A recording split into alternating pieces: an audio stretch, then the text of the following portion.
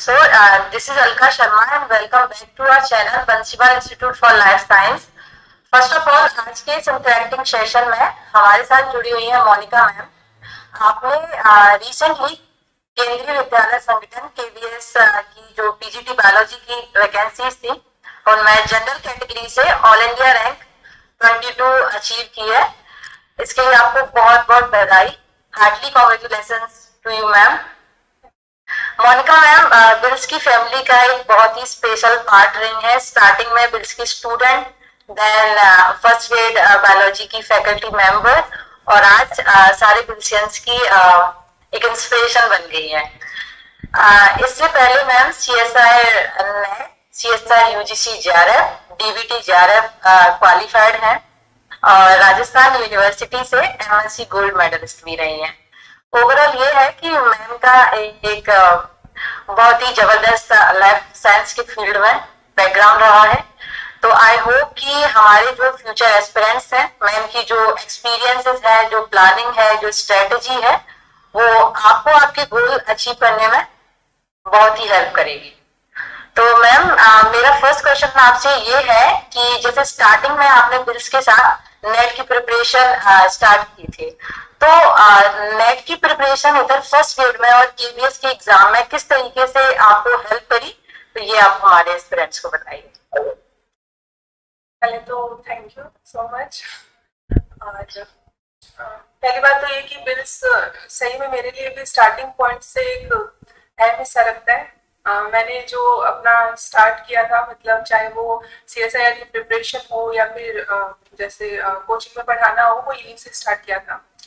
तो जब मैंने एमएससी पास आउट में हुई थी तो मैं सर के कांटेक्ट में आई थी और सीएसआईआर की प्रिपरेशन स्टार्ट की थी।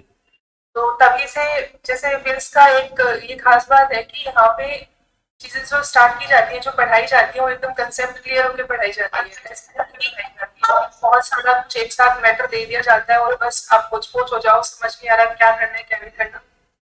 आराम से चलते हैं, लेकिन जितना कवर करते हैं वो बहुत शानदार तरीके से करते हैं। तो पहली चीज तो ये कि कंसेप्ट आपके क्लियर होते हैं। और अगर आरपीएससी के रिगार्डिंग देखें तो वैसे तो सीएसआईआर का और आरपीएससी का दोनों का जो सिलेबस है वो टोटली डिफरेंट है।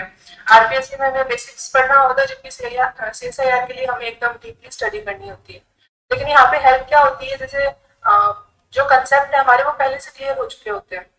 इसमें कंसेप्ट ही क्लियर होते हैं। मेन चीज तो ये आपको बेसिक से सब कुछ बताया जाता है, एक पॉइंट का भी अर्थ समझाया जाता है कि ये ऐसा है तो ये क्यों। तो एक चीज तो वो मेरे लिए बहुत ज्यादा हेल्पफुल रही। दूसरा, क्वेश्चन प्रैक्टिस। सर का जो क्वेश्चन सॉल्व करवाने का तरीका है, मैंने सर से ही सीखा है। मतलब सर बताते हैं कि आपको वो क्वेश्चन कहना क्या चाह रहे हैं, वो आपसे पूछ क्या रहा है। तो मुझे जो लगता है कि सर ने मुझे क्वेश्चन सॉल्व करना सिखाया है, तो वो चीज मेरे किसी भी एग्जाम में मैं अगर जाऊँ तो वो मेरे बहुत ज्यादा हेल्प करती है। मेन तो यही था। अच्छा, ओके, थैंक यू मैम। मेरा सेकंड क्वेश्चन ये है कि अभी जो हमारे फ्यूचर एस्पिरेंट्स हैं जो अभी रिसेंटली सीएसआई नेट की प्रिपरेशन कर रहे हैं, तो उनके लिए आप क्या सजेस्ट करेंगे? पहला तो यही कि चीजें जो भी आप जितना भी कवर कर पा रहे हो, पहले अपना एक टारगेट सेट करो। खुद को पता होता है कि मेरा जो इंटरेस्ट है वो कौन सी यूनिट में है। तो आपको क्या करना है कि पूरी 13 यूनिट के पीछे ना पढ़ के कुछ यूनिट्स पहले सिलेक्ट करनी है जो आपकी कोर यूनिट्स बनेंगी आगे जाके। सबका अलग अलग इंटरेस्ट होता है, तो उसके अकॉर्डिंगली आप पहले 5 से 7 यूनिट्स एकदम से अच्छे से आप सिलेक्ट कीजिए और उनको अच्छे से कवर अप कीजिए। उसके बाद में आपको अपनी जो सेकंड चॉइस के अंदर भी 2-3 यूनिट ऐसी रखनी है जिनको आप पढ़ोगे, पूरा उनको आप पढ़ के जाओगे अच्छे से। क्योंकि क्या होता है कि सी सेक्शन तो हमारी हेल्प करता ही है, लेकिन बी जो पार्ट है उसमें भी बहुत हेल्प मिलती है। तो हो सकता है कुछ यूनिट्स के अंदर हम जो सी सेक्शन वाले क्वेश्चन है वो ना सॉल्व कर पाए, लेकिन बी पार्ट के अंदर टू द पॉइंट क्वेश्चन आते हैं तो वो इजिली सॉल्व हो जाते हैं। तो पूरी 13 यूनिट्स को अच्छे से कवर अप करने की बजाय आप ये कर सकते हैं कि उनको आप टुकड़ों में डिवाइड कर लें, तो उसको वो आपको ज्यादा हेल्पफुल रहेगा।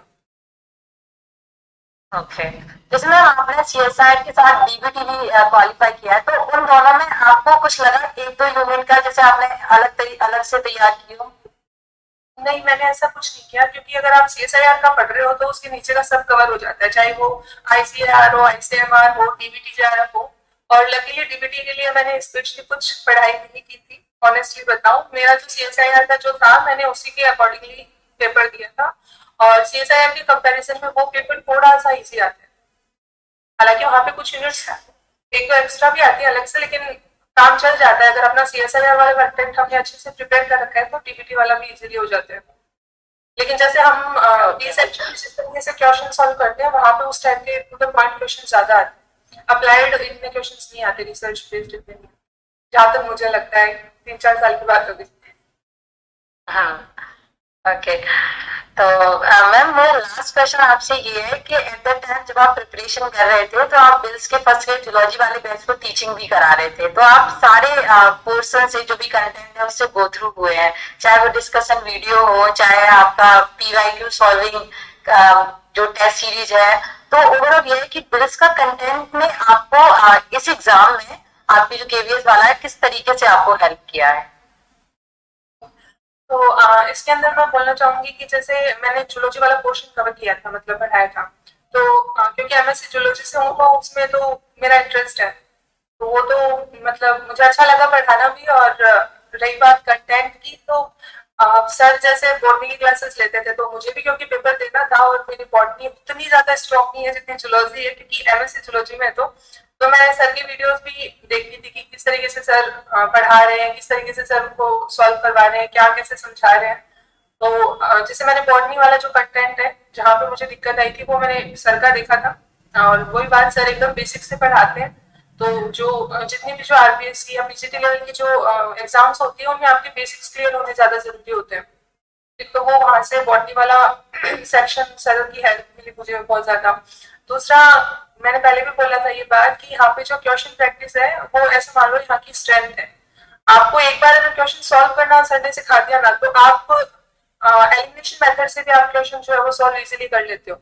अगर हम एक क्वेश्चन को सॉल्व कर रहे हैं, सर आराम से 5 मिनट 7 मिनट 10 मिनट भी उसमें लगा देते हैं। मुझे याद है कई के बाद तो सर आधा आधा घंटा एक क्वेश्चन में लगा देते थे, क्योंकि जो सही है वो तो सही है, लेकिन जो गलत है वो गलत क्यों है। सर ने मतलब एक एक चीज समझाई है पेन को ले लेके कि ये ऐसे बोलना चाह रहा है। तो वो जो है वो वहां से मैंने सीखा था कि क्वेश्चन को कैसे समझना है। मैं तो यही बोलूंगी यहाँ की स्ट्रेंथ मुझे तो यही लगती है। और रही बात कंटेंट की, तो कंटेंट सर मतलब इजी तरीके से पढ़ाते हैं, इतना कोई मतलब ये नहीं है कि आपको कंफ्यूजिंग सा ऐसा कुछ नहीं होता। काफी इजी तरीके से सर बताते हैं और वो कंटेंट भी उसी के अकॉर्डिंग होता है।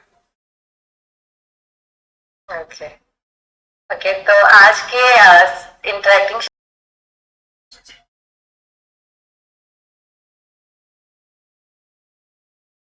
एक CSIR और मतलब जो भी CSIR एस्पायरेंट्स हैं जो नेट क्वालिफाई करते हैं, उसके बाद में वो जितनी भी RPSC है, MPPSC है, जितनी भी जो ये फर्स्ट ईयर से रिलेटेड प्रिपरेशन करते हैं, उनके लिए एक प्लस पॉइंट ये रहता है कि उनको जो उनके जो कंसेप्ट है वो बहुत अच्छे से क्लियर हो जाते हैं। तो जब हम फर्स्ट ईयर की प्रिपरेशन करते हैं तो वो चीजें हमें बहुत ज्यादा लाइट लगती है। जैसे अगर अपन मॉलिक्यूलर बायोलॉजी की बात करें तो जो फर्स्ट ईयर लेवल के ऊपर है वो बहुत ज्यादा एकदम एकदम हल्का फुल्का हमें पढ़ना होता है। जबकि जब हम CSIR में पढ़ के आते हैं तो हम एकदम डीपली स्टडी करके आते हैं। तो कुछ यूनिट्स तो ऐसे होते हैं जो पढ़ने की जरूरत ही नहीं होती। हम प्लांट फिजियोलॉजी अच्छे से प्रिपेयर करके आते हैं, एनिमल फिजियो अच्छे से प्रिपेयर करके आते हैं, मॉलिक्यूलर बायोलॉजी, सेल सिग्नलिंग। तो ये सारी चीजें जो है वो हमें फर्स्ट ईयर में भी पढ़नी पड़ती है। हालांकि यहाँ पे 11th-12th का जो वेटेज है वो ज्यादा होता है, लेकिन उसके अलावा भी UG और PG का मैटर भी अब ज्यादा आने लग गया है। जैसे अगर अभी रिसेंट RPSC वाला अपन पेपर देखें तो उसके अंदर PG के जो क्वेश्चन है वो काफी अच्छे पूछे गए हैं। तो अगर जो CSI एस्पायरेंट्स हैं वो सिर्फ नेट का ही उसी के ऊपर वाली मतलब अपना ध्यान ना देकर के जो और एग्जाम्स आते हैं अगर उनको भी वो थोड़ा देख लेते हैं, उनकी भी एग्जाम देते हैं, तो लकीली उनका एक पेपर भी जैसे मेरा केवी क्लियर हुआ वैसे हो जाता है। ऑनेस्टली बताऊं तो मैंने केवी के लिए अलग से कुछ नहीं पढ़ा था, क्योंकि जो बेसिक्स था वो मेरा क्लियर था।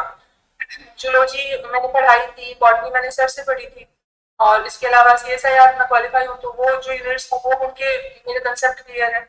ऐसा नहीं है कि हमें सारी चीजें याद रहती हैं, लेकिन जो कंसेप्ट है मेन चीज वो होती है, वो हमारे क्लियर हो चुके होते हैं जब हम CSIR के लिए प्रिपरेशन कर रहे होते हैं। तो ऐसा नहीं है कि CSIR जो एस्पिरेंट्स है उनको सिर्फ एक असिस्टेंट प्रोफेसर पे ही फोकस करना चाहिए, हालांकि वो उनका टारगेट होता है। लेकिन हम अगर चाहें तो हमारे एक्सपीरियंस के लिए ही मान लो हमें जो अदर एग्जाम्स है वो भी देनी चाहिए। थोड़ा एक्सपीरियंस से बढ़ता है, कॉन्फिडेंस भी आ जाता है क्योंकि वो पेपर इजी लगता है। ओके ओके, तो thank you so much Monika ma'am. And I hope, hello, मैं एक और बोलना चाहूंगी थोड़ा सा हाँ कुछ, आपका टाइम लूंगी। कोई बात। पहले तो मैं सर को सर के लिए मैं बहुत ज्यादा थैंकफुल और ग्रेटफुल हूँ, क्योंकि चाहे कैसे भी सिचुएशन हो सर हमेशा वहाँ पे आपके लिए होते हैं, चाहे आपको इमोशनल सपोर्ट चाहिए होते हैं, और ऑब्वियसली टीचिंग के लिए तो सर रहते ही हैं। किसी भी कंसेप्ट में आपको कभी भी कोई भी इवन क्वेश्चंस में भी दिक्कत आती है, आप सर को फोटो लो, मैसेज करो, हाथों हाथ, या जब भी सर फ्री होते हैं तो रिप्लाई आता है। तो थैंक यू सर, आप हमेशा वहाँ पे थे। और जब भी ऐसे लो फील होता था, पता नहीं कैसे, लेकिन सर का मतलब चाहे मैसेज आओ चाहे कॉल आओ कुछ भी आओ, सर अपने स्टूडेंट्स में से संभालते रहते हैं थोड़े थोड़े टाइम में कि क्या कर रहे हो, क्या चल रहा है। तो ये एक चीज बहुत अच्छी है सर की।